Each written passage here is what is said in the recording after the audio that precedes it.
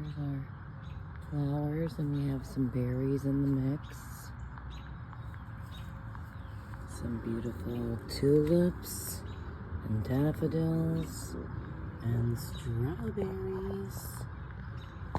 One of them over there already has flower buds. Look at this.